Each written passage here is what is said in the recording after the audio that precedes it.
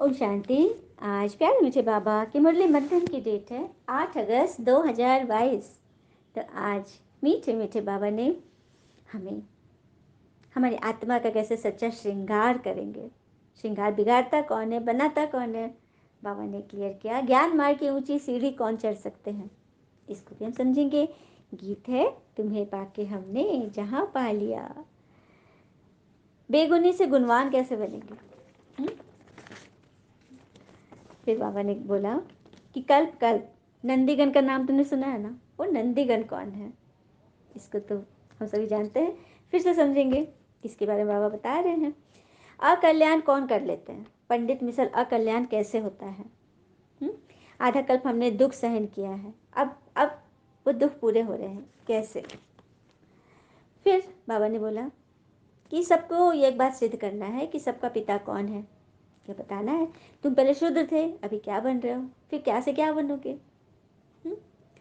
बाबा कितनी युक्तियाँ बताते हैं, कहते हैं थकावट नहीं होगी मेरी याद से, शरीर का भान छूटेगा, देह भान छूट जाएगा, तुम हवा जैसा उड़ते चलोगे बलून की तरह। कभी भी रूठना नहीं है, साकार बाबा से मत लेनी है, घर बार संभालते राज ऋषि बनकर रहना है, राजा भी और ऋषि भी। माया की बड़ी भी बात को छोटी बनाकर पार करने वाले क्या बन जाएंगे, निश्चय बुद्धि विजयी। तो इसको वरदान और उसके विस्तार में हम डिटेल से समझेंगे। और वरदाता को अपना साथी बना लो तो किस चीज़ से झोली भर जाएगी, इसको हम समझेंगे। चलिए सभी डिटेल में सुनते हैं विस्तार से। बाबा ने कहा मीठे बच्चे, बाबा आए हैं तुम्हारा ज्ञान योग से सच्चा श्रृंगार करने। इस श्रृंगार को बिगाड़ने वाला है देह अभिमान, इसलिए देह से ममत्व निकाल देना है। तो भगवान देखिए शरीर का श्रृंगार करते हैं हम, पेट का श्रृंगार करते, अच्छे अच्छे भोजन देते ताकि वह स्वस्थ रहे, हाँ मतलब मेरी इच्छा अनुसार रहे, सक्षम रहे। लेकिन आत्मा मन का श्रृंगार क्या कभी किसी ने किया।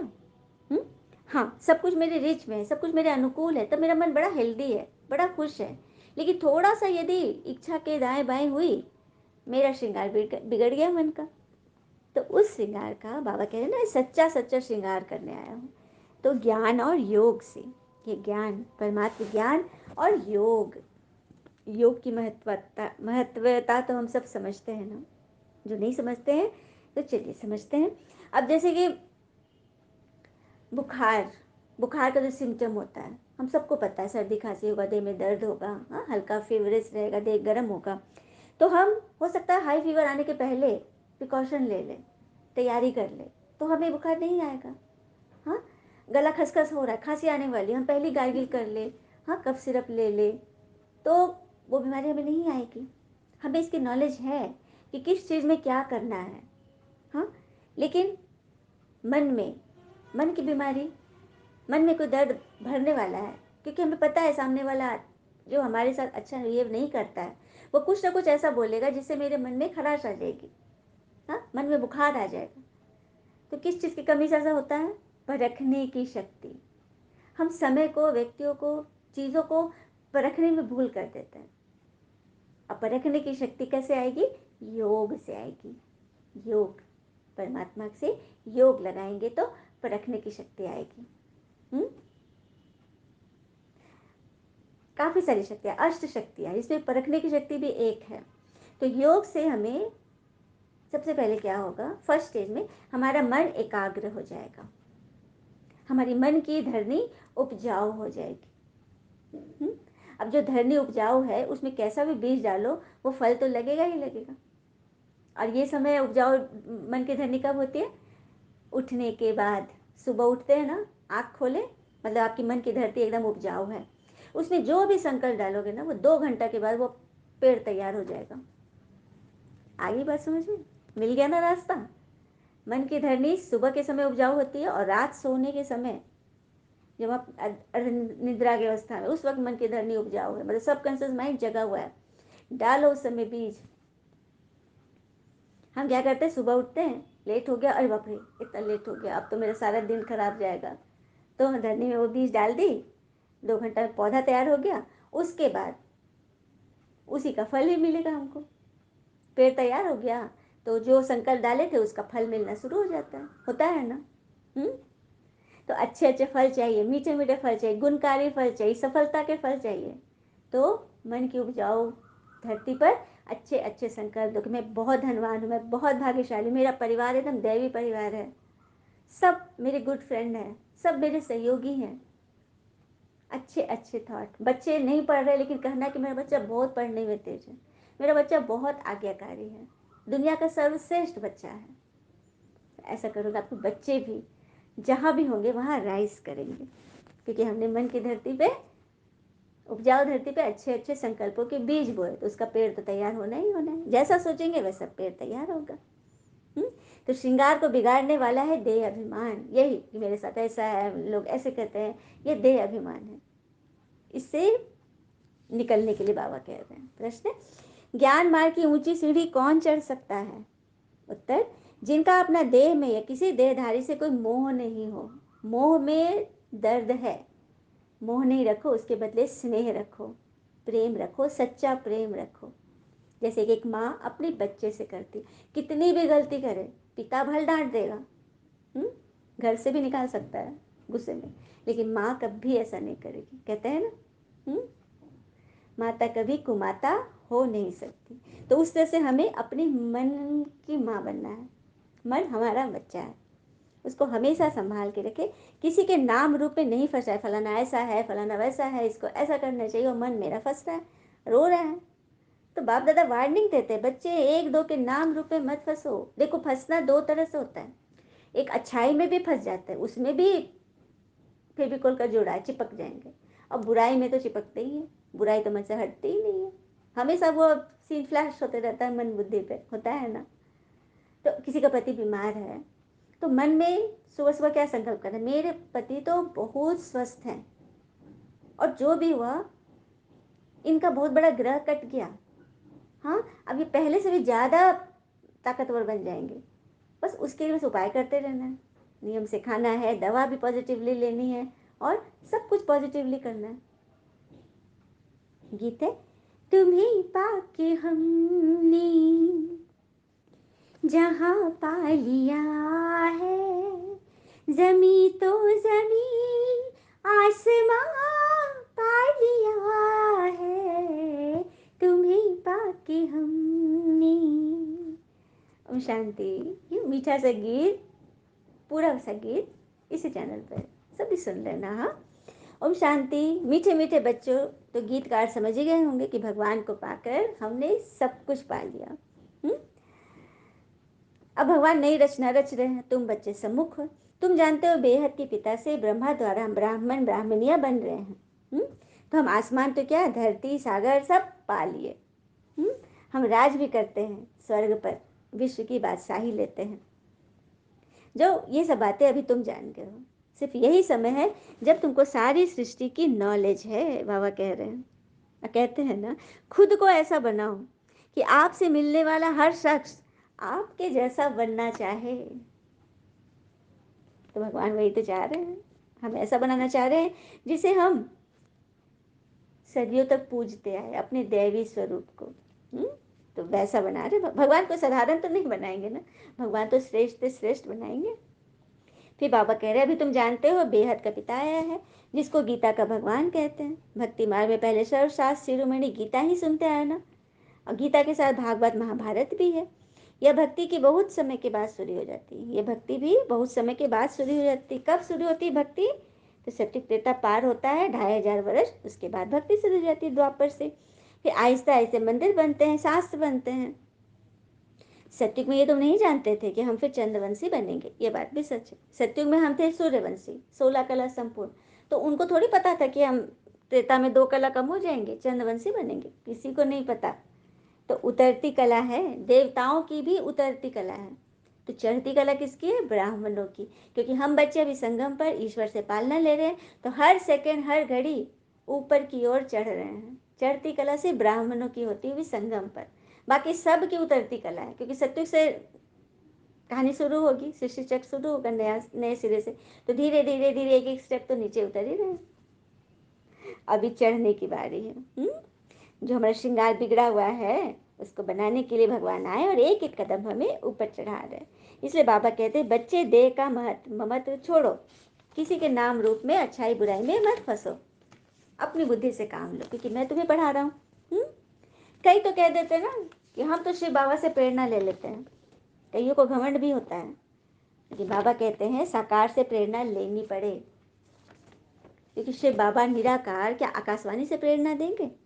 हाँ, जब 1937 से भगवान आए हैं और आकर पढ़ा रहे हैं, अभी तक इतने वर्षों में कल्याण नहीं हो पाया, आत्मा का पहला पार्ट ही क्लियर नहीं है, तो क्या प्रेरणा आकाशवाणी होगी तो उससे समझ जाएगा कोई? इसलिए बाबा कहते हैं अगर प्रेरणा की बात होती तो भक्ति मार्ग में इतना पूजा पाठ करते आए, क्यों नहीं प्रेरित हुए, क्यों नहीं अपनी आत्मा का कल्याण किए? इसीलिए तो भगवान को साकार में आकर समझाना पड़ा है। साकार बिगड़ बाबा मत कैसे देंगे, कैसे सुनाएंगे, और तुम कैसे समझोगे? इसीलिए ये इम्पोर्टेंट है।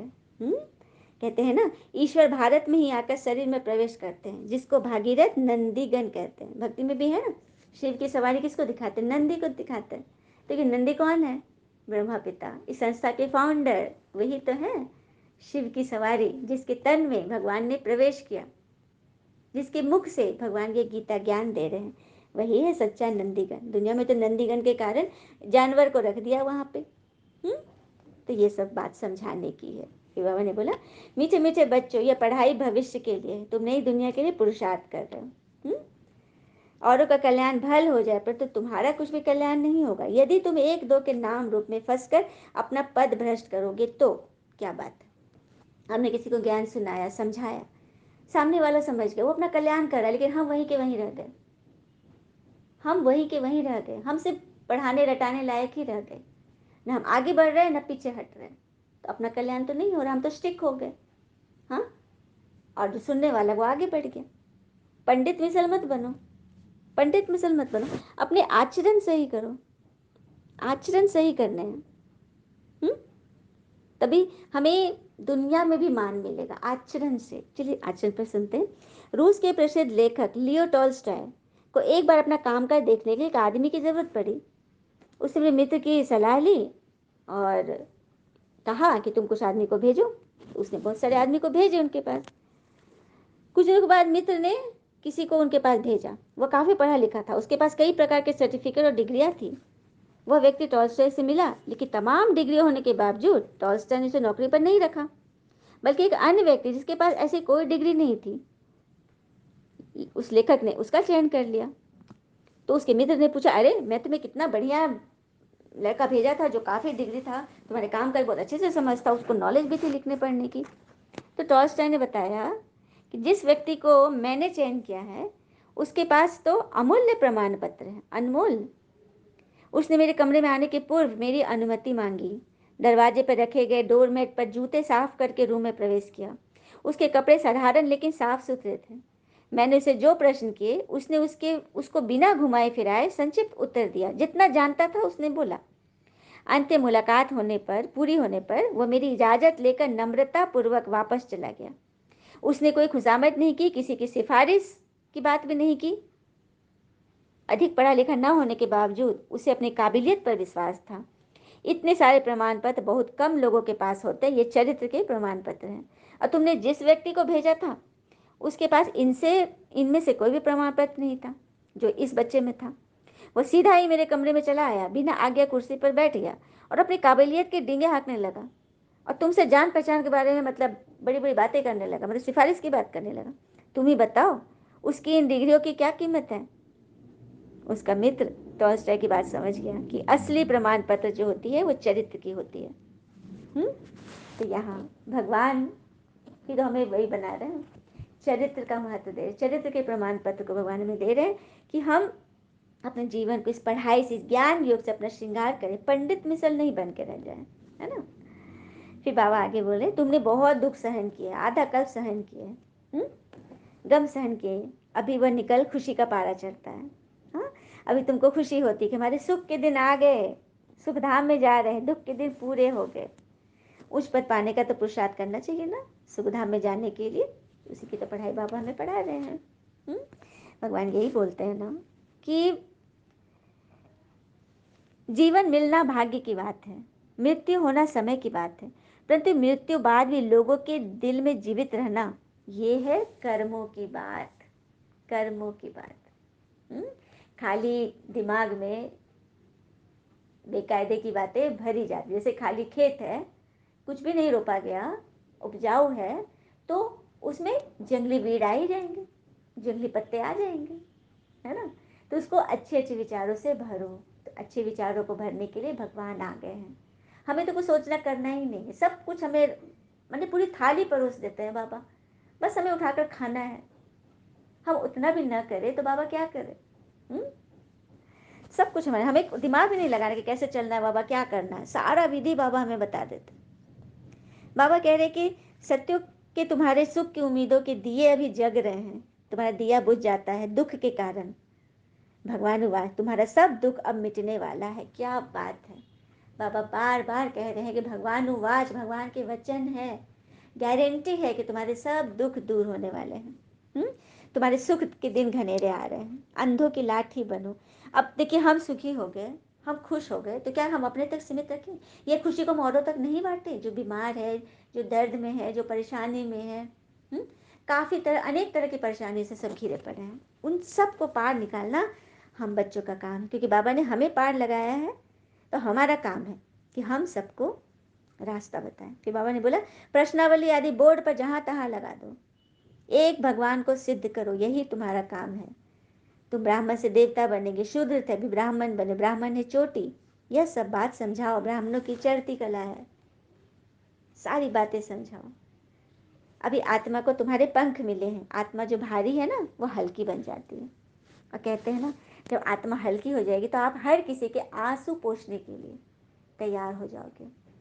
कहते हैं ना, a finger that wipe away your tears during hard times in greater during hard times is greater than the 1,000 hands that clap for your success. Sorry. एक उंगली जो तुम्हारे आंसू में, जब तुम हार्ड परिस्थिति में हो, दुख की स्थिति में हो, तुम्हारे आंसू पोंछने के जो हाथ बढ़े हैं, वह हाथ जब तुम सक्सेस में हो, वो हजारों हाथ जो तुम्हारे लिए तालियां बजा रही है, उन सब से वो श्रेष्ठ है जब तुम दुख की परिस्थिति में हो, कोई तुम्हारे आंसू पोंछ रहा है। तो आपको वैसा बनाने के लिए भगवान आ गए। हर एक के दुख को तुम्हें दूर करना है, हर एक के आंसू पोंछने हैं, हाँ, और खुशी के दिए जगाने के लिए तैयार करना है। तुम्हारी आत्मा जो भारी होगी ना, वो हल्की बन जाएगी। बाबा की याद में तुम कितना भी पैदल चलेंगे तो थकावट नहीं होगी। बाबा सब युक्तियाँ बताते हैं। शरीर का भान छूटेगा तो हवा में चल उड़ते रहोगे बलून जैसे। तो सबको बनना है ना, बलून को हवा में छोड़ दो, ऊपर ही ऊपर उड़ते जाएगा। पत्थर को कितनों भी तेजी से फेंको, उतनी तेजी से नीचे आ जाएगा, है ना। तो पत्थर बुद्धि नहीं, अब हमें हल्की बुद्धि बनना है, ज्ञान योग की बुद्धि धारण करनी है। अच्छा, मीठे बच्चों प्रति भगवान की नमस्ते, हम बच्चे के भी प्यारे बाबा को नमस्ते। धारणा के लिए मुख्य सार, पहली पॉइंट, देह अभिमान वश कभी रूठना नहीं है, साकार बाबा से मत लेनी है, एक परमात्मा पिता का सच्चा बच्चा बनना है। दूसरी पॉइंट, घर बार संभालते राज ऋषि बनकर रहना है, सुख धाम में जाने की पूरी उम्मीद रख, पुरुषार्थ में संपूर्ण भावना रखनी है। सुख धाम में चलना है ना सबको, तो पूरी उम्मीद जगा लो, भगवान हमें ले जाने के लिए हाथ बढ़ाए हुए हैं। बस हम पुरुषार्थ के कदमों से चलकर भगवान का हाथ पकड़ सकते हैं और चल देंगे बाबा के साथ। वरदान, माया की बड़ी बात को भी छोटी बनाकर पार करने वाले निश्चय बुद्धि विजयी बनो। माया की बड़ी बात को भी छोटी बनाकर, जैसे हमने अभी सुना ना, बुखार है, तबीयत खराब है, कोई परिस्थिति, कहीं जा रहे हैं, सब तो उसकी तैयारी पहले से करते हैं। उसी तरह से पता है इस आत्मा से कुछ ना कुछ व्यर्थ ही आएगा, उसकी तैयारी पहले कर ले, मन को ताकतवर बना ले। तो माया की बड़ी बात को भी छोटी बनाकर पार करने वाले निश्चय बुद्धि विजयी बनते हैं। तो माया की कितनी बड़ी बात सामने आए, आप उससे बड़े बन जाओ तो वो छोटी हो जाएगी। हमें अपनी स्थिति को पहाड़ जैसी बनानी है, तो परिस्थिति चींटी बन जाएगी। नहीं तो चींटी को, परिस्थिति को पहाड़ जैसे बना ले तो हमारी स्थिति चींटी बन जाएगी। तो जो बड़ा होगा वो ओवरकम कर, बड़ी मछली हमेशा छोटी मछली को निगल लेती है। तो अपनी स्थिति को बड़ा बनाओ। हमारे साथ बड़ा बाबा है, हमसे बड़ा तो कोई है ही नहीं इस जहान में। हमसे बड़ा तो कोई हो भी नहीं सकता, जिसके साथ स्वयं भगवान है, इसको स्वयं भगवान पालना दे रहे हैं। चला रहे हैं, पढ़ा रहे हैं, सिखा रहे हैं, तो परिस्थिति हमारे सामने बड़ी लगेगी क्या? बिल्कुल नहीं, परिस्थिति तो छोटी है, हम बड़े हैं। इस निश्चय से हम सदा विजयी बन जाएंगे। स्लोगन, वरदाता को अपना साथी बना लो तो वरदानों से झोली भर जाएगी। भगवान के वरदान रोज रोज मिल रहे हैं ना हमको। तो वरदाता को अपना साथी बनाएंगे तो मतलबी लोगों से हमारी बुद्धि जाएगी नहीं उधर। और कहते हैं ना, मतलबी होना तो इंसान की आज फितरत है। बारिश रुक जाने के बाद तो छतरी भी बोझ लगने लगती है।